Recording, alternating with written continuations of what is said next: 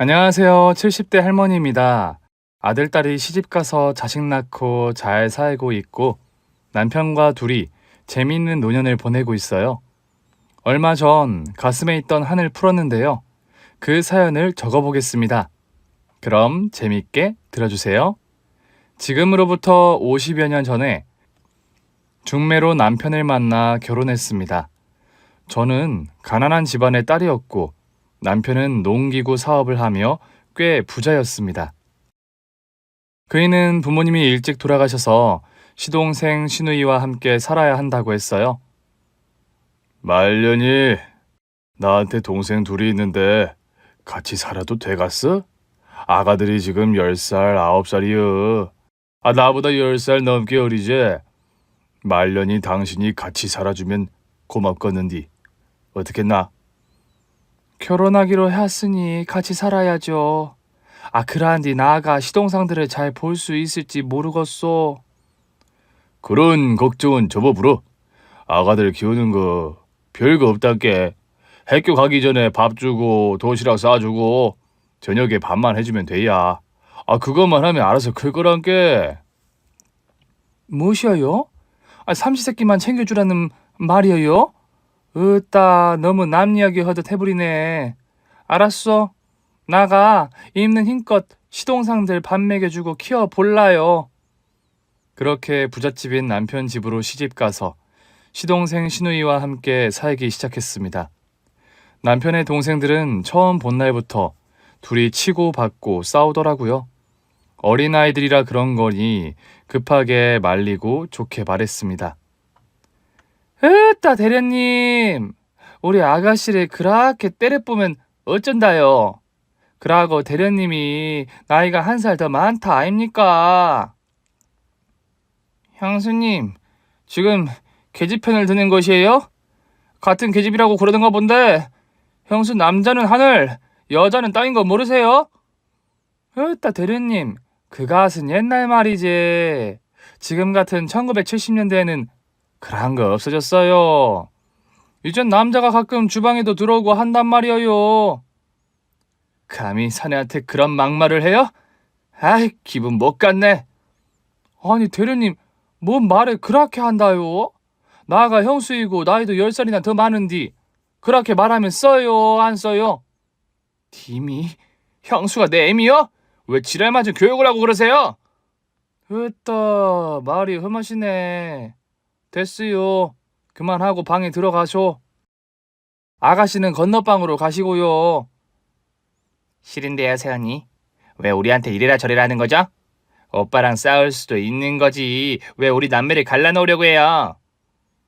으따 나는 아가씨 생각해서 그런 건데 그렇게 생각하셨어? 미안해요. 나만 나가면 될 것 같은 게 둘이 재미나게 노쇼. 시동생 시누이는 기본 예의도 없었고 말에 욕이 항상 섞여 있었습니다. 밖에서 일하는 남편에게는 말하지 않고 혼자 해결하려고 판단했습니다. 그때는 어디 가서 시댁욕을 하면 큰일이라도 나는 줄 알고 숨겼던 것 같아요. 시동생 시누이는 늘 저에게 버릇없이 막말을 했는데 하루는 제가 밥상을 치우고 주방에서 설거지를 하는데 두 남매의 대화가 거슬렸습니다. 야, 희정아, 형수 재수없지 않냐? 당연하지. 우리 큰오빠를 채갔으니 예뻐 보일 리가 있나? 그런데 왜? 아니, 저것을 한번 골탕 먹어보면 재밌을 것 같아서. 어떡해? 이따 형 오면 우리가 눈물을 흘리자. 형수한테 맞았다고 징징대는 거야. 그럴싸하긴 한데 큰오빠가 속겠어. 일단 해보자. 먹히면 자주 써먹어서 저 재수없는 형수를 내쫓을 수 있을 거야. 이 대화를 듣고 설마 거짓말을 할까 하고 봤더니 남편이 퇴근하고 집에 들어오자 흘리더군요. 형아, 형수가 나 때렸어. 남자놈도 부엌에 가서 일해야 한다면서 억지로 일을 시켰어. 맞아, 오빠. 새언니 못됐어. 오빠만 없으면 우리 맴매한다니까. 지랄을 싸고 자빠졌네. 니들 눈에 뭐 집어넣은겨? 아따 눈물 흘리려고 후추라도 넣었는갑네. 이 어린 놈의 새끼들아. 니들 형수가 얼마나 착한 사람인지 그렇게 골려 먹으려고 혀냐. 안 되겠다. 니들 둘 다 종아리 거더라. 진짜 매를 좀 들어야겠어. 형, 우리 말 안 믿는 것이야? 오빠, 우리 말 못 믿어? 그러지 못 믿지. 나의 색시는 그러한 짓을 할 사람이 아닌게. 싸게 종아리 거더라. 이 형님 오빠가 오늘 무척 성이 나불었다. 몽둥이 분질러질 때까지 처맞고 반성해야겠어. 그날 동생들은 종아리를 엄청 많이 맞았고 진짜로 아프고 서글퍼서 눈물을 펑펑 쏟았습니다. 그날 이후에도 시동생 신우이는 저를 어떻게든 골려주려고 했어요. 아직 어리고 애기들이니 그냥 제 선에서 해결하려고 했는데 어느 날 두 남매가 주방에서 밥을 하고 있는 저에게 똥물을 끼얹더군요. 이게 뭐단가요? 대리님, 아가씨, 지금 뭔 짓을 한 거요? 이 돼지 멍청이냐나, 똥만 왔다냐? 계집년 주제에 까불더니 꼴 좋다. 퇴, 이건 보너스다. 둘 다 그만해요. 똥도 고르겠네. 씻고 봅시다잉. 두 남매는 제 몸에 뒷간에서 퍼온 똥을 뿌리기도 했고 제 밥에 벌레를 넣기도 했어요. 장이라고 하기에는 너무 위험한 짓들이었습니다. 제 남편이 혼쭐을 내줘도 정신을 차리지 못하고 저를 괴롭히는 걸 즐겼습니다. 그러다 하루는 장을 보고 오는 길이었는데 누군가 자전거로 저를 치고 달아났답니다. 다리의 피부가 찢어지는 바람에 너무 아파서 걷지도 못하고 목소리를 내서 주변 사람들에게 도움을 요청했어요. 다행히 가까운 곳에 다른 어른이 있어서 병원까지 부축을 받고 가게 되었고 36 바늘을 꿰매고 주사를 맞고 돌아왔답니다. 남편에게 사고를 말했더니 그 사고의 실체를 밝히려고 동네 자전거가 있는 집들을 모두 돌아다녔어요. 조금이라도 망가진 자전거가 있으면 범인이라 판단하고 몰아붙일 계획이었나 봅니다. 그러다 곧 16살 중학생이 남편에게 잡혀왔습니다. 그 학생이 범인이라고 했고 사고가 아니라 의도한 일이라고 하더군요. 이철이, 희정이, 니들 나와. 감히 중학생한테 돈을 주고 자전거 사고를 나게 해? 니들이 그러고도 내 동생들이라고 할 수 있어? 당장 니들 형수한테 무릎 꿇고 사과해. 형수, 잘못했어요. 우리가 장난을 친다는 게 조금 심했네요. 언니, 크게 안 다쳤으니까 그냥 넘어가죠. 누가 보면 우리가 대역죄라도 지은 줄 알겠어요. 뭐가 어째? 이런 천둥 벌거숭이들을 봤나? 이것들이 요즘 덜 맞았나 보제. 둘 다 종아리 걷어. 그이가 동생들을 혼내려고 하자 제가 말렸습니다. 이번 사고로 정신을 차렸을 테니 그만하고 참으라고 했죠. 하지만 남편은 한두 번도 아니고 해도 너무해서 도저히 참을 수 없다며 남매의 종아리를 사정없이 갈겼습니다. 둘은 엉엉 울면서 사과했지만 남편의 매는 쉽게 멈추지 않았습니다. 그날 먼지나게 얻어터진 두 남매는 다시는 저를 괴롭히지 않겠다고 약속과 다짐을 했답니다. 하지만 장난질은 계속되었고 제가 참고 넘어가는 날이 많았어요. 그렇게 10년의 세월이 지나자 두 남매는 성인이 되어 남편에게 유산을 요구하더군요. 형, 이제 우리도 다 큰 성인이니까 유산 좀 나눠줘. 이제 곧 결혼도 할 텐데 돈 계산은 확실히 하면 좋잖아. 오빠, 나 시집 갈 때 뭐 해줄 거야? 연말 송승헌 알지? 걔가 나랑 결혼하재. 그러니까 재산 나눠줘. 시집 갈 때 필요한 거 해줄 텐게 그때 가서 이야기해라. 그리고 당장 니들한테 나눠줄 유산 같은 건 없다. 오빠, 새언니 때문에 돈 아끼는 거야? 애도 못 낳는 여자한테 잘해서 뭐 하려고. 돈 쓸 데도 없을 테니 우리한테 좀 나눠줘. 결혼한 지 10년 됐는데 어떻게 애를 못 낳지? 형수 몸뚱아리에 하자가 있으면서 왜 우리 형한테 시집 온 거요? 지금이라도 늦지 않았으니 제발로 나가지 그래요. 제가 지난 10년 동안 아이가 들어서지 않아 걱정이 심했는데 두 남매가 그렇게 대놓고 말하니 속이 상하더라고요. 그러자 남편은 당장 일어나서 시동생 뺨을 세게 날려버렸습니다. 치, 이것들은 나이를 처먹어도 주둥아리가 그 모양이야. 오늘 니들 강냉이 다 털어불고 똥간에 갖다 버려야 쓰겄다. 이런 미친. 야, 형이면 다야? 우리가 매번 맞아주니까 네가 힘이 더 센 줄 알지. 그리고 네가 사업하게 된 돈, 그거 부모님이 물려준 돈으로 해준 거잖아. 그러니까 네놈 재산을 3등분 하자고. 이놈의 자식아, 부모님이 남겨준 유산 같은 건 없다고. 형이 고생해서 번 돈으로 농기구 사업을 시작한 거라고. 모르면 가만히 있어, 이 벌거숭이 자식아. 시동생은 못 믿겠다며 재산이 남편의 것이라는 말과 증명하는 통장과 서류를 보여달라고 했고 그이는 모든 걸 공개했습니다. 모든 자산은 그이가 일군 것이라는 게 확실했죠. 그러자 두 남매는 입을 다물더니 저와 남편에게 사과하더군요. 철없는 두 남매가 빨리 시집장가를 보내면 속이 편해질 것 같았는데 얼마 지나지 않아 시동생이 먼저 장가를 갔고 몇 달 뒤 시누이가 시집을 갔어요. 남편이 결혼 자금을 다 해주었죠. 그리고 저는 속이 시원했고 알턴 이가 빠진 것처럼 후련했습니다. 그런데 정말 웃기게도 시동생 시누이가 결혼해서 나가자 저는 바로 애가 들어섰습니다. 그동안 임신 못했던 이유가 두 남매 때문에 스트레스가 심해서였나 보더라고요. 제 나이 30살에 임신하게 되자 남편은 엄청나게 기뻐했고 큰일을 해줘서 고맙다고 했어요. 말년이 고마워. 수고 많았네. 앞으로 내가 해달라는 거 다 해줄 거구만. 우리 마누라 욕 봤소. 나도 임신하게 될 줄은 꿈에도 몰랐단께. 하늘이 우리한테 선물을 주셨나? 그러지. 그러고 동상 놈들이 나갔으니까 당신 맴이 편해져서 그런 거 아니겠어? 우리 동상들 때문에 고생 많았어. 미안하고 고맙구만. 아니요. 나도 당신 덕에 편하게 잘 먹고 살았잖니요. 부부끼리는 미안하다, 고맙다 이런 말을 하는 것이 아니라고 하니까 그만요. 아따, 우리 말년이 마음씨가 참말로 곱단께. 내 각시가 흐블나게 예쁘고 착해서 좋아 죽겠구만. 우리 그람은 자식 생긴 기념으로다가 한우 먹으러 나가보러. 한우? 아, 그것이 참말이여? 어쩐지 오늘 똥이 잘 나오다라니.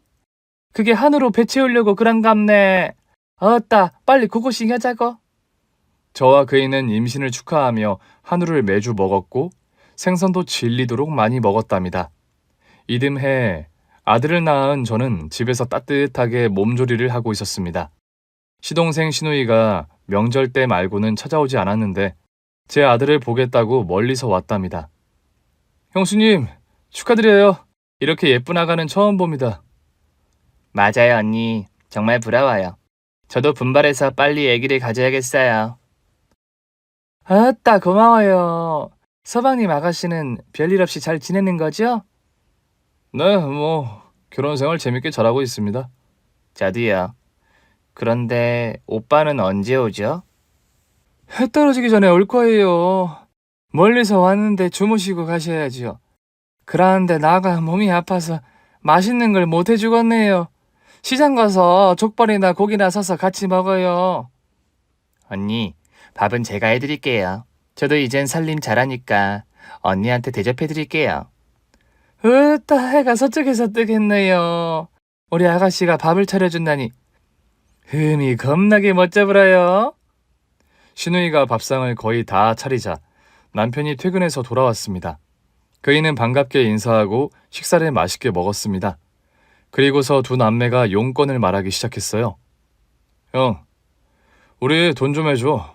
나도 형처럼 사업 좀 해보려고. 오빠, 나는 남편이 사고를 쳐서 돈이 좀 필요해. 그이가 회사에서 상사를 돼지게 패줘서 합의금이 많이 나왔어. 나한테 오빠 말고 다른 사람이 없으니 부탁 좀 하러 왔어. 돈이라면 니들 결혼할 때 충분히 주지 않았더냐. 그게 한두 푼도 아닌데 그 돈을 다 써버린 것이여? 형, 우리 둘 다 서울에서 살잖아. 거긴 돈이 많이 들어. 이런 총구석과는 다르게 물가가 비싸다고. 집도 훨씬 비싸고 말이야. 암만 그래도 형이 재산 반을 떼어서 니들한테 똑같이 준 것인지 그걸 다 써버리면 어떡하냐? 오빠, 내가 좀 급한 상황이야. 사업장 차리려면 그만한 돈이 필요하니까 좀 빌려줘. 대신 내가 성공하면 2배로 갚을게. 니들은 잘 살고 있는 거 맞냐? 결혼 제대로 한 것이 맞는 것이요? 그럼 우리 둘 다 아주 잘 지내고 있으니까 더 잘 살도록 형이 좀 도와줘. 이렇게 부탁할게, 어? 결국 남편은 두 남매의 간절한 부탁을 들어주기로 했습니다. 그런데 시누이가 공평하게 2천만 원씩 달라고 하는 바람에 시동생 시누이가 잠시 말다툼을 했어요. 결국 4천만 원을 찾아서 두 남매에게 건네주고 서울로 올려 보냈습니다. 그렇게 시동생 시누이는 서울로 올라갔고 또 한동안 연락이 없었어요. 그리고 저는 아들을 낳은 지 몇 달 뒤에 또 둘째를 가지게 되었습니다. 이듬해 출산해서 5년 동안 순탄하게 잘 지냈어요. 그런데 남편의 농기구 사업이 망해버렸답니다. 큰 회사에서 농기구를 대량 생산해서 저렴하게 판매하는 바람에 똑같이 가격을 낮춰봤지만 적자를 면하지 못하고 1년 동안 끌고 가다가 끝내 부도 처리를 했어요. 아들, 딸을 유치원에 보내려고 했는데 돈이 없어서 국민학교 때까지는 집에서 지내야 할 것 같았습니다. 남편은 다른 일을 구하려고 해봤지만 멀리 있는 도시에서 일자리가 있어서 보류했습니다. 집을 팔고 새 집을 구해야 했으니 일단 저와 남편은 시골에서 할 수 있는 일을 찾아봤어요. 제가 먼저 과수원에 일자리를 얻어 일하게 되었고 남편은 시내에 있는 공사장 잡부로 일하기 시작했습니다. 그런데 저희들의 일자리는 안정적이지 못했습니다. 과수원은 일주일에 하루 이틀만 부르고 말았고 남편도 비가 오거나 날씨가 흐리면 일을 나가지 못해 불안정했죠. 이대로는 안 되겠다 싶어 남편이 시동생 시누이를 집으로 초대했습니다. 그동안 가져간 돈이 많으니 도움을 받아 농사지을 땅이라도 얻을 계획이었습니다. 형, 바쁜 사람을 갑자기 왜 부른 거야? 나 요즘 아들, 딸 키우느라 엄청 피곤한 가장이라고. 나도 딸 낳은 지 몇 개월 안 돼서 몸이 풀리지 않았어. 아무튼 우리를 부른 이유가 뭐야? 그게 말이여. 요즘 형이 좀 힘들다. 농기구 사업 부도 났어. 큰 회사에서 싸게 파는데 이길 방법이 없더란께. 뭐야? 그럼 형 지금 백수야? 헐! 공사장에 다니고 있는데 일거리가 없어서 입에 풀칠하기도 거시기하다. 니들이 나 좀 도와주면 안 되겠냐? 땅 좀 사서 농사라도 지으면 우리 네 식구 먹고 살 수는 있을 것 같은데 말이여. 뭐야, 오빠? 그러니까 지금 우리한테 돈 빌려달라고 부른 거야? 나 참 어이가 없어서. 아쉬운 놈이 찾아와야지 왜 우리가 오게 만들어? 난 또 뭐라도 나눠주는 줄 알고 기대하고 왔더니. 참나, 사업 망해서 돈 빌려달라고? 오빠, 웃긴다. 그러게 말이야, 형. 그 나이 먹고 동생들한테 손 벌리고 싶어? 형은 자존심도 없어? 이것들이 다 키워서 시집장가 보내고 돈까지 많이 해줬더니 이런 식으로 말하는 거요? 니들 말하는 것이 많이 섭섭하다. 나가 직접 찾아가지 못한 건 사과할 텐게 이 오라버니 돈 좀 빌려줘라. 희철이는 사업 잘하고 있으니까 돈 좀 있을 것이고 희정이 니는 이 서방이 대기업 다니니까 돈 좀 있을 거 아니여.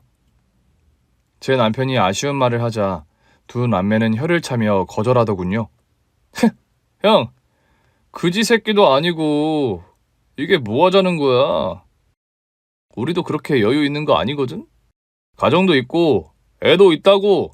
그런데 이렇게 돈 달라고 하면 바로 돈이 뚝 떨어지는 게 아니잖아. 서방님, 저희가 오죽하면 이렇게 두 분을 불렀겠어요. 그렇게 삐뚤게 말씀하지 말고 저희 좀 도와주시오. 이 언니 봐라. 완전 날강도가 따로 없네. 돈 내놓으라고 하는 것 좀 봐. 진짜 무서운 여자라니까. 희철이 오빠, 우리 그냥 나가자.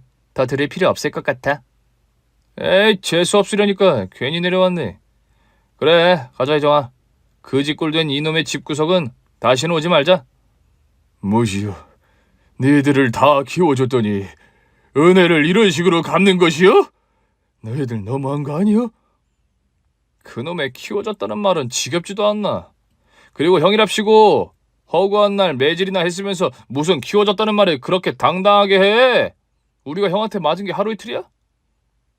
그것은 니들이 못된 짓을 많이 했으니까 그런 거고, 니들 주둥이에 들어간 밥이랑 독립할 때 받아간 돈, 매년 가져간 돈까지 모두 얼마인 줄이나 아는가? 오빠, 치사하게 그걸 계산하고 있었어? 야, 무섭다. 우리가 돈을 안 주면 서울까지 찾아와서 겁을 주겠는데? 이철 오빠, 나가자. 여기 더 있어봤자 우리만 손해야. 어서 나가자고. 퇴! 재수가 앞서려니까 먼 데서 고생해서 왔더니 별 거지 같은 소리만 듣고 가네. 뭐야, 너 지금 뭐라 시부르냐? 이것이 내 집에 침을 뱉어? 그이가 시동생에게 다가가자 시동생이 먼저 주먹으로 그이의 얼굴을 날렸습니다. 이에 저도 벌떡 일어나 시동생과 시누이에게 손을 뻗으며 머리채를 잡았답니다. 이 썩을 것들아! 니들의 형이자 오빠가 그동안 해준 게 얼마인데 은혜를 이런 식으로 갚아? 이년은 또 뭐야? 운 좋게 부잣집에 시집와서 팔자 펴고 산 년이 어디서 까부는 거야? 이 늙은 년은 내가 맡을게.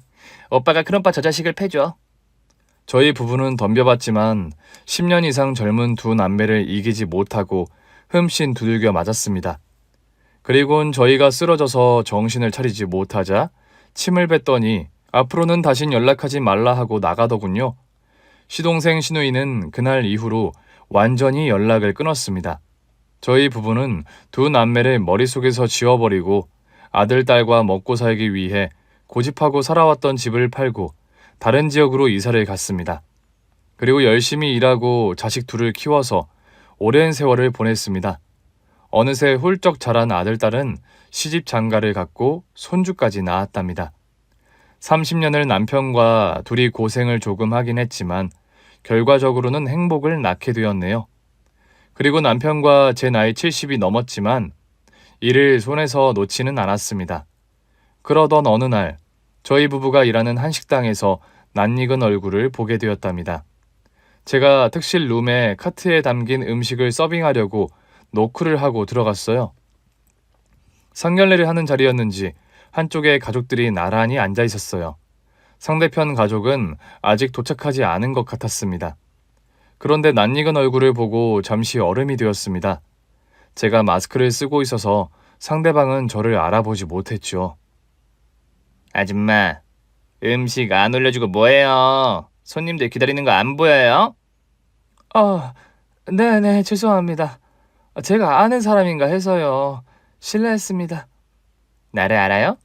나는 식당 종업원 따위랑 알고 지내는 사람이 아니에요. 참 어이가 없네. 말투를 들으니 확신이 서더군요. 제 눈앞에 있는 늙은 여자는 30년이 지나도 싸가지 없는 태도와 표정, 말투가 그대로였습니다. 그 여자는 시누이였습니다. 그 옆에는 남편으로 보이는 사람이 있었고 또 시동생도 보였답니다. 시누이 딸이, 그러니까 저에겐 조카가 되는 여자가 결혼하기 전 상견례를 하는 것이었습니다. 아줌마, 뭘 그리 쳐다봐? 내 명품 옷을 보니까 눈이 뒤집힌 거야? 왜? 부러워? 꼴에 이런 거 입을 수나 있겠어? 음식 다 준비한 거야? 그런데 물이 없네. 아줌마, 가서 생수 가져와. 정수기 물 말고 생수로. 저기요. 아이씨, 왜? 정수기 물밖에 없다고 대답하려고? 우린 생수 아니면 안 먹으니까 밖에 나가서 사오든 하란 말이야. 그리고 지금 우리 중요한 자리인 거 모르겠어? 빨리 나가봐. 시누이 말이 끝나자 시동생이 말을 하더군요. 잠깐, 어디서 많이 본 것 같은데 혹시 호떡 팔던 아줌마 아니에요? 네? 아니요. 저는 호떡 장사는 안 해봤습니다. 하층민들은 죄다 비슷하게 생겨서 헷갈린다니까. 아줌마 언제까지 몰두하게 서 있을 거예요? 빨리 가서 물 가지고 와요. 두 남매가 저에게 예의 없이 구는 건 예나 지금이나 똑같았습니다. 아니, 지금은 저 말고도 다른 사람들에게 많이 무례하게 굴고 살고 있겠죠. 예전에 남편이 농기구 사업을 접었을 때 돈을 빌려달라고 했다가 쌍욕과 주먹질까지 하던 두 남매를 가만두면 안 되겠다 싶었어요. 혼쭐을 내주고 싶었습니다. 그래서 먼저 마스크를 벗고 시누이를 불렀습니다. 자, 이제 내 얼굴을 다시 보세요. 기억하시겠어요? 에이, 뭐야, 할망구가 돌았나? 지저분한 얼굴을 어디다 들이밀어? 지금 상견례 중인데 할망구 때문에 기분 잡치고 있잖아. 그 순간 저는 끊어버렸던 사투리로 신우이와 시동생에게 말했습니다. 따 아가씨, 서방님, 섭하대요. 어찌 형수 세연이를 못 알아본다요? 아무리 30년 넘게 못 봤다고 해도 한 식구였던 나를 잊었다니 섭하대요. 형수? 형 마누라? 진짜 당신이 그때 그 형수예요? 어머머, 세상에나 이게 웬일이야. 오늘 재수 온 붙었다. 내 귀한 딸내미 시집 보내려고 상견례하는 날 이런 미친 등신년을 만나게 될 줄이야.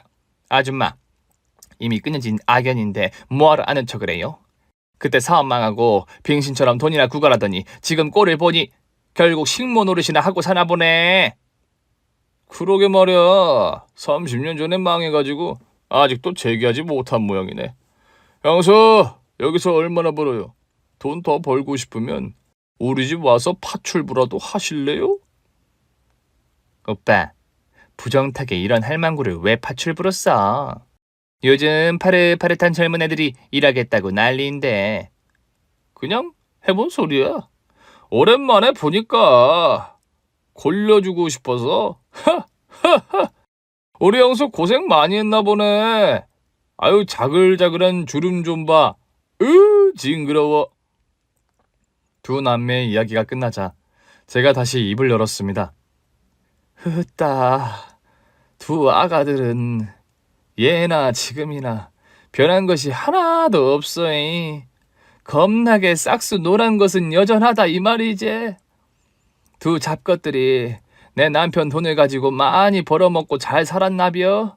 볼따구가 탱탱한 것이 잘 처먹고 살았다고 실룩거리는구만. 이 여자가 미쳤나? 당신 돌았어? 여기가 당신 옛날 이야기를 해도 되는 장소야? 당신 여기서 일하는 식모 아니야? 그렇기도 하고 아니기도 하고. 그런데 아가씨는 허벌나게 재수없는 건 여전하네요. 오랜만에 봤으니까 내가 떼찌 좀 해줄까나? 그때 내 남편이랑 날 돼지게 패주고 나갔잖아. 제가 시누이 뺨을 한 대 갈기고 시동생의 뺨도 똑같이 날려줬습니다. 맛이 어때요? 둘 다 꿀맛이지? 이 늙은년이 돌았나? 당신 지금 손님한테 뭐하는 짓이야? 오빠 가만히 있을 거야? 아이씨, 노친내가 제정신이 아닌가. 조금 있다가 희정이네 사돈 식구들 올 거 아니야. 그런데 싸우자고? 뺨을 맞았는데 그럼 가만히 있냐? 오빠 빨리 전현 잡아. 아, 왜 하필 이런 데서 만나게 된 거야? 영수, 왜 우리한테 아는 척도 모자라 시비 걸고 따기를 날려요? 희정아, 빨리 끝내자. 두 사람이 일어나 저를 잡으려고 틈을 노렸고 저는 낄낄 웃으며 이리저리 몸을 움직이며 장난을 쳤습니다. 나보다 10살이나 어린 것들이 못 오냐? 얼른 이 언니를 잡아보란께. 아가씨, 서방님, 내 남편이 그렇게 뒤통수 치고 잘 먹고 잘 살았어. 그럼 오늘 하루는 체해도 괜찮겠네. 자, 싸게 덤벼보더라고. 할망구가 노망나서 지랄을 하는구만. 오빠, 빨리 잡아. 그래야 내가 싸대기를 날리지. 조커랑 매자 앞에서 쪽팔리긴 하지만 뺨을 맞았으니 10배로 돌려주고 쫓아내야겠네. 할망구, 이리 와. 도망 그만 다니고 가까이 붙어보라고. 저는 계속해서 몸을 이리저리 피하다가 시동생의 벨트를 잡고 잡아당겨서 발을 걸어 넘어뜨렸습니다.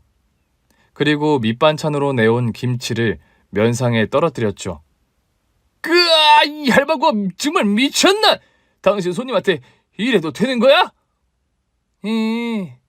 너희 같은 인간 말종한테는 그라도 돼. 묵은 감정을 오늘 다 풀어볼 텐게 계속 덤벼보더라고. 어이, 아가씨, 싸게 들어와. 그래, 오늘이 2년 제삿날인가 보다. 돼지게 처맞고 식당에서 잘리고 질질 짜게 만들어줄게. 자, 들어간다 이 망할 할망구야. 신우이가 뻗은 손은 피하고 그년의 발을 밟았습니다. 그리고 이마로 그냥 확 면상을 후려쳤더니 뒤로 쓰러지려고 하더군요. 하지만 발을 밟고 있어 다시 그년의 팔을 잡고 제 몸쪽으로 당겼습니다. 이제 시작이야. 벌써 쓰러지면 안 되지. 자, 간다. 빡! 다시 한번 박치기를 날렸더니 신우이 눈에 흰자만 보이더군요. 그러자 바닥에 자빠져 있던 시동생이 제 발목을 이빨로 물었습니다. 어메, 이 강아지 새끼야. 지금 깨무는 것이요? 아따, 이빨이 허블나게 건강하네. 아우, 아파라. 안 되겠네. 어이, 섹시. 아가씨 딸내미. 어이, 조카. 거기 벨 눌러. 벨 눌러 보더라고. 네? 아, 네네. 벨 눌러서 사람 부를 테니까 그만 싸우세요. 듣자 하니 가족 같은데. 그라지. 예전에는 너 그 애미가 네 시누이였지. 그란디 이거 두 잡것이 뒤통수를 세리 받고 배신을 때려 불었어. 그래서 나가 30년 만에 만난 네 애미랑 외삼촌을 박살내는 중이야. 초인종 울렸구만. 잘했어, 섹시 조카. 제 발목을 물어뜯고 있는 시동생의 얼굴에 다른 발로 내리 찍었습니다. 쾅 소리를 내며 식당 안이 흔들렸습니다. 이 헐방구야, 그만 좀 해. 옛날 일을 이제 와서 따져봐야 무슨 소용이야. 오빠, 일어나. 사돈 식구들이 오기 전까지 전혀를 작살내야 해. 들키면 안 된다고. 그래, 내 조카가 의사 집안이랑 결혼한다는데 도움이 되어야 줘야지. 이 헐망구, 내가 뒤에서 잡을 테니까 희정이 네가 공격해라. 시동생이 벌떡 일어나 제 등 뒤에서 백허그를 하며 붙잡았고 신우이가 제 얼굴에 싸대기를 날리려고 하는 순간 테이블 벨소리를 듣고 달려온 식당 사장이 주전자를 던져 신우이 면상을 맞췄습니다. 명중했다. 아따 여봉, 이런 잼나는 일이 있었으면 진작 부르지 그랬어. 했다, 당신은 뭐 한다고 벨소리 듣고도 일이 늦게 온다요. 밑에 층에 손님이 많아서 쪼까 바빴구만. 이 잡것들을 30년 만에 보니 이 참말로 반갑구만. 야들아, 희철이 희정아 잘 지냈냐? 오메, 매제가 저렇게 생긴 양반이었구만. 그러고 옆에 참하고 예쁜 색시가 설마 내 조카요? 갓난적일 때 처음 보는데 참말로 거지기하게 예쁘구만. 어떻게 희정이 같은 애한테 저런 말끔하고 선한 애가 나왔냐? 귀신이 고깔 노릇이네. 야야, 내가 네 큰애비 되는 어른이다. 예의 바르게 인사 올려봐라.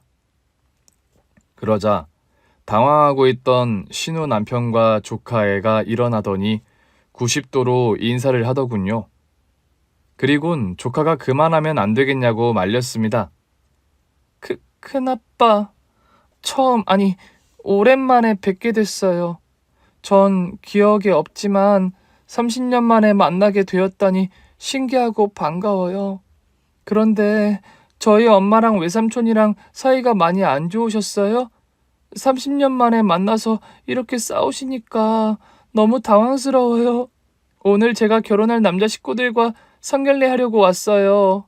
두 분 그 정도만 하시고 나가주시면 안 될까요? 안 돼.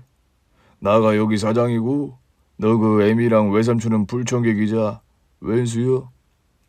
그러니 나의 마음대로 조져도 된다 이 말이지. 어이 조카, 매제 자리에 앉아서 구경이나 혀. 괜히 나섰다가 고운 얼굴에 스크래치 깔 것이요. 여보, 너무 겁주지 말어. 두 사람은 잘못한 거 없은께. 이 잡것들만 얼른 조져주고 퇴장해주자고. 그래, 좋아, 어서 시작이여. 주전자를 맞고 뒤늦게 정신을 차린 신우이가 남편과 저를 보더니 헛웃음을 짓더군요. 뭐야, 둘이 여기 사장이야? 이 큰 한식집의 사장이란 말이지? 그래, 너희들이 나를 배반하고 떠난 뒤에 고생을 겁나게 해버렸지. 나는 공사판에서 구르고 네 세연이는 시장바닥에서 굴렀어. 고생을 겁나게 하고 10년 만에 식당을 냈지. 네 세연이가 손맛이 좋잖여. 아, 그래서 지금은 이런 식당이 대여섯 개 있고 빌딩도 하나 있지? 나가 어디 가든 성공한 팔자인가비여? 뭐야? 빌딩이 있다고? 그리고 식당이 대여섯 개나 있어? 형, 그럼 우리 덕에 성공한 거잖아. 우리가 등을 돌려버려서 이를 악물고 돈을 벌었으니까 우리 덕이지. 그러네. 큰오빠. 세연이 오늘 잘 만났네. 우리한테 콩고물 좀 나눠주면 안 될까? 오늘 우리 딸 상견례를 하는데 같이 앉아서 덕담도 해주고 지원도 팍팍 해주면 좋겠다. 내 딸이 의사랑 결혼하거든. 오빠도 집안에 의사가 있으면 좋을 거 아니야. 아따, 나가 여기 왜 들어온 줄 모르다 보네. 내가 니들 비위 맞춰주려고 온 것으로 보인단가? 여보, 이것들 맛 좀 보여주자고. 얼른 시작하자. 응, 나가 아가씨 조질 텐께. 여봉이 서방님 조져불어. 저와 남편은 각자 한 마리의 짐승을 잡고 집어 던지고 패주고 밟아줬습니다.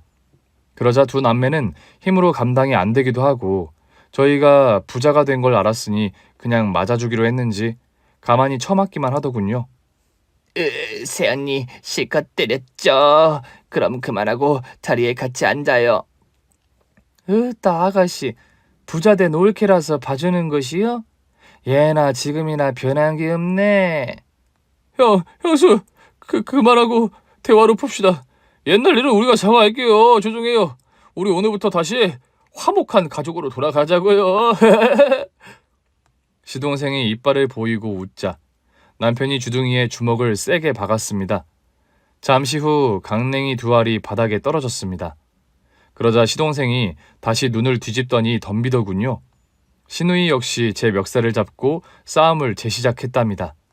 수십 년을 칼을 갈아온 저희 부부가 당연히 두 잡것을 쉽게 제압하고 흠씬 두들겨 패주었죠.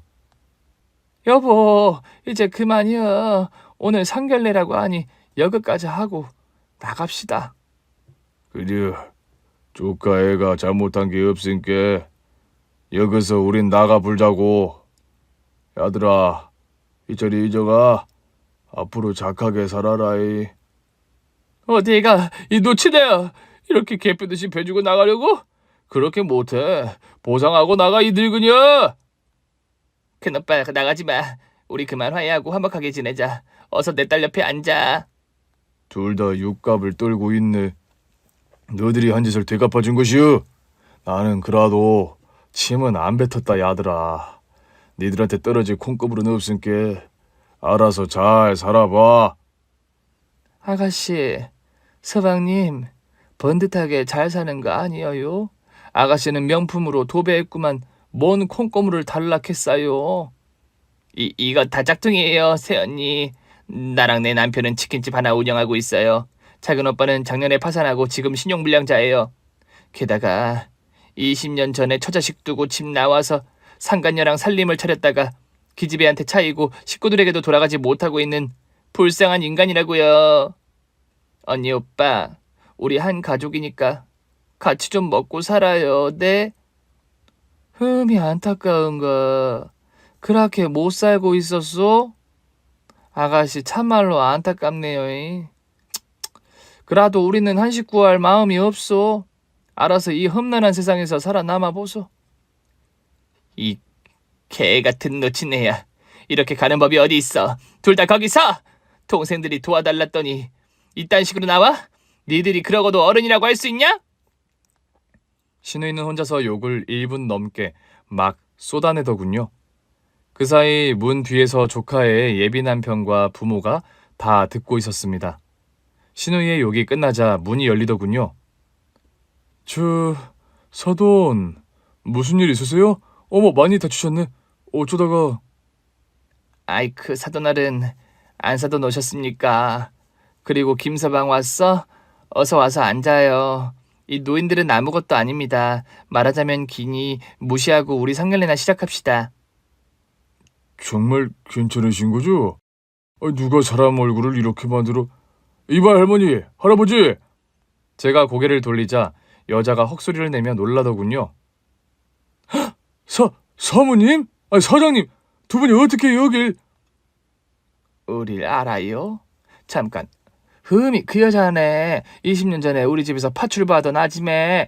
자네 맞지? 옆에는 운전기사 아재네. 아이고 세상에 이런 우연이 다 있구만.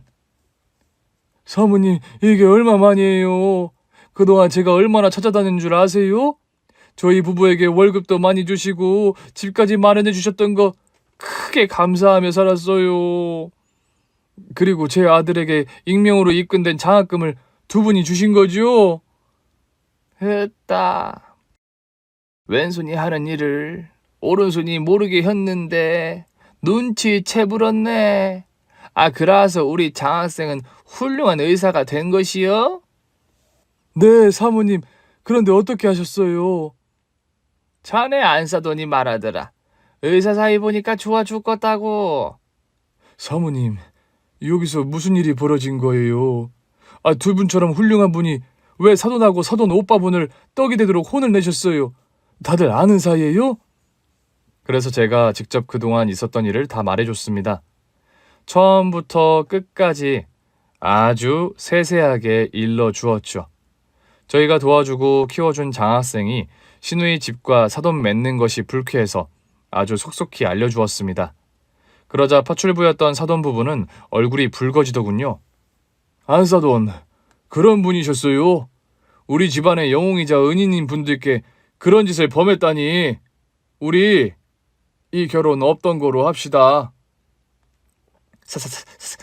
사돈, 그게 무슨 말이에요? 아이, 저희 과거 때문에 결혼을 파토 내겠다고요?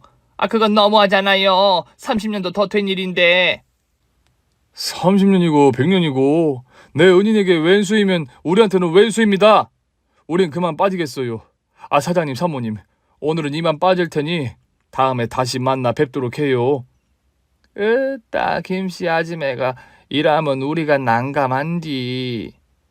결혼은 참말로 파토 낼 것이요? 네, 사모님, 당연하죠. 사모님, 사장님에게 악연이면 우리랑도 악연이자 적입니다. 절대로 이 결혼시키지 않을 겁니다. 으따, 그러면 내가 허블나게 고맙지. 김씨 고맙네. 나가 조만간 밥 살 텐께 그때 보자고. 네, 사모님, 저희는 이만 물러가겠습니다. 아, 여보, 아들, 다 따라 나와. 이 결혼 없던 일로 해. 그러자 운전기사 아저씨와 아들은 조용히 파출부 아줌마를 따라 나갔습니다. 결혼을 취소하겠다고 하자 신우이는 좌절하더군요. 급기야 꺼이꺼이 오열했답니다. 아, 어떻게 만난 의사 사위인데 이렇게 깨지다니. 오빠, 새언니, 이래도 되는 거야? 우리 딸 인생까지 망칠 필요 있어? 아가씨, 조카애는 가만히 있는데 왜 아가씨가 울고불고 난리래요?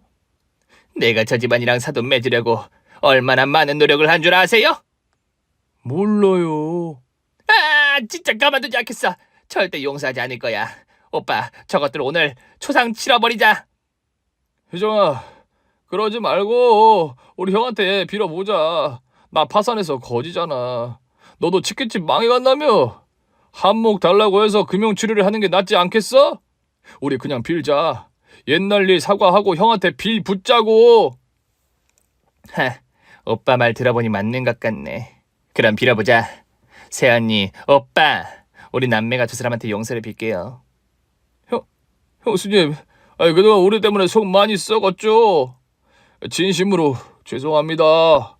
우리 키워주고 먹고 살게 해주신 두 분께 못할 짓을 한 것 같아 무척이나 죄송합니다. 언니, 우릴 때릴 만큼 때렸죠. 오빠 혼내고 싶은 만큼 혼냈지. 그럼 우리 화해하고 다시 예전처럼 지내자. 두 남매는 무릎을 꿇더니 두 손을 싹싹 빌더군요. 도무지 갈피를 잡을 수 없는 개 잡것들이었습니다. 조금 전까지 눈에 불을 켜고 대들더니 결혼 파토나고 지들 현재 상황을 인지하고 빌붙기로 노선을 바꾸더라고요. 으따, 정말로 정이 안 가네. 우리가 요렇고 만만하요. 아가씨, 서방님, 둘 다 정신병자 아니요. 이랬다가 저랬다가 왔다 갔다 지금 나랑 장난하나? 니들은 오늘 새들스. 디 엔드. 겟 아웃. 나가. 내 마누라 말 들었지? 싸게 나가더라고. 우리 니들한테 10원 한 장 못 줘. 두 남매는 더 납작 엎드려 구걸하듯 용서를 빌었습니다. 오빠, 우리 지금 다 경제적으로 힘들어. 두 사람이 우리 구제해주지 않으면 누가 해주겠어. 평생 밑바닥만 길고 살았는데 이제라도 오빠 언니 덕 좀 보고 살자. 우리 좀 도와줘. 형수님, 저희가 앞으로 깍듯이 모시고 살겠습니다. 그러니 옆에 두고 부려먹으세요. 파산한 저를 살려주시고 희정이도 도와주시면 뭐라도 다 하겠습니다. 안 되겠네. 여보, 이것들 어떻게 쫓아내야 하나? 당신 예전에 이것들이 뒷간에서 똥물 부어서 뿌린 적 있지? 내가 지금 화장실 가서 똥물 부을게. 아까 변기가 막혀있던데 뚫지 않았거든. 니들 그 똥물 처맞고도 계속 머무는지 보자. 남편이 화장실로 들어가자 두 남매는 돈 받을 가능성이 높은 걸 인지하고 도망치더군요. 신우 남편도 따라 나가는데 조카애만 혼자 남았습니다. 조카애야, 너는 왜 안 가냐? 저 집에 안 가려고요. 집에 안 가면 어쩌려고? 저 결혼하고 싶은 마음 처음부터 없었어요. 엄마가 하도 의사사위 타령하면서 밀어붙여서 여기까지 오게 된 거예요. 그럼 다른 남자라도 있는 것이요? 네, 제가 사랑하고 존경하는 한 남자가 있어요. 그분은 바로 누구? 바로 부처님이요. 나는 속세를 떠나 비구니가 되어 부처님을 모시며 살고 싶습니다. 갑자기 부처님이라니. 그래서 집에 안 가고 절로 가겠다 이것이요? 네, 오늘 저는 마지막 육식을 하겠어요. 큰엄마, 고기 좀 주세요. 그래야 고기 가져다 줄게. 비구니 되는 것은 쪽가 생각을 더 해봐. 아니요, 제 오랜 꿈이었는데 엄마 때문에 참았어요. 그런데 오늘 상황을 보니 부처님이 저에게 기회를 주신 것 같습니다. 난 비구니가 될 운명이었던 거예요. 그래 알았어. 비구니 실컷 큰엄마가 고기 가져다 줄게. 시동생 신우이가 퇴장하자 조카애가 기가 막힌 소리를 하더군요. 그래서 고기를 가져다 줬더니 실컷 먹고는 식당 근처에 있는 이발소에 가서 삭발했답니다. 그리고는 택시를 타고 저 멀리 산속으로 들어갔습니다. 그렇게 기가 막힌 하루는 끝이 났습니다. 얼마 뒤 신우이가 와서 자기 딸을 절로 보냈다고 생난리를 쳤지만 이번에도 몇 대 쥐업해주고 돌려보냈어요. 콩고물 좀 떨어뜨려 달라고 애원하던 시동생도 마찬가지였죠. 두 남매는 포기를 모르고 찾아왔지만 저희 부부는 10원 한 장 주지 않고 물리쳤습니다. 얼마 뒤 신우이는 치킨집이 망하고 남편과 이혼했다네요. 소문을 들어보니 신우이 성격을 맞춰가며 살던 신우 남편이 질려버려서 가출해서 이혼을 요구했다네요. 그리고 시동생은 처자식에게 돌아가 봤지만 아무도 받아주지 않아서 계속 혼자 골방에서 지낸답니다. 이 두 남매는 저희가 아무 짓도 하지 않았는데 지들 스스로 인생을 말아먹었더라고요. 아무튼 악연이자 원수인 두 남매는 다시는 저희 부부를 찾아오지 않았습니다. 그런데 핏줄이라는 게 남다른 인연이 있던 것인지 1년 뒤 길에서 우연히 시동생과 신우이를 마주쳤답니다. 남편과 제가 먹을 것을 잔뜩 들고 기부하러 간 노숙자 쉼터에서 신우이와 시동생이 구석에 짱 박혀 있더라고요. 언니다. 오빠다. 언니, 오빠! 형수님! 드디어 오셨군요. 저희를 데리러 오신 거죠? 흠이 연병할 것들. 끊으려고 해도 끊어지지 않는 것이여. 여봉 저것들을 또 보게 됐구만. 그러게 말이여. 잡것들이 빈털터리가 돼서 오갈 곳이 없는가 봐. 야들아, 니들은 이제 겨우 환갑 아니냐? 나이도 젊은 것들이 어디 할 것이 없어서 노숙자 쉼터에 온 것이여? 형, 나를 파산하고 남은 빚을 갚지 못해서 빈둥거리다가 길바닥에 나 앉았어. 그냥 사는 게 싫어. 살기 싫으면 대접을제. 뭐로 숨 붙이고 쉼터에서 밥 처먹고 있냐? 이 모순된 똥강아지 새끼야. 이정이 넌 딸내미 절로 보내고 충격이 커서 여기로 왔냐? 아니, 나도 작은 오빠랑 똑같아. 치킨집 망하고 밀린 대출금 못 갚아서 길바닥에 나 앉게 됐어. 둘 다 거시기 허네. 이혼당하고 길바닥에 나 앉고 그지 새끼 마냥 주는 것만 처먹고 사는 것이 참말로 한심하네. 언니, 아직도 저희가 미워요. 이제 그만할 때도 되지 않았어요? 뭘 그만이어요? 두 사람은 평생 우리의 왼수예요. 알겠어? 내 남편이 두 사람 때문에 개고생한 거 생각하면 속에서 천불이 난단께. 나는 괜찮았어. 당신이 고생을 많이 했지. 좌우지간 니들은 우리 덕에 호강할 일은 없을 것이요. 앞으로 쭉 이렇게 바닥 인생이나 살아라. 기부한 빵이랑 우유는 공짜인께 많이 처먹고.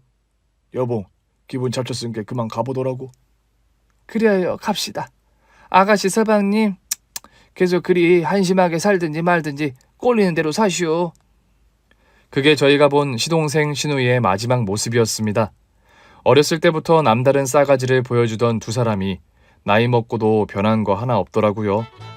아무튼 그날 이후로 그 쉼터에는 찾아가지 않았고 두 남매는 소식을 모른 채로 지낸답니다. 사연을 쓰다 보니 많이 화도 나고 웃겨서 피식거리게 되네요. 형제끼리 인연 끄는 사람이 적지 않을 거라 생각되고 판단이 됐는데 저와 비슷한 인생을 사신 분들이 듣고 계신다면 댓글로 함께 공감하면서 위로와 응원을 해주셨으면 좋겠습니다. 저의 이야기는 여기서 매듭 지을게요. 끝까지 경청해 주셔서 고맙습니다. 안녕히 계세요. 오늘 준비한 사연은 여기까지입니다. 재미있게 들으셨다면 구독과 좋아요, 알림 설정까지 눌러주세요. 그럼 다음 사연으로 찾아뵐게요. 오늘도 건강하고 행복하세요.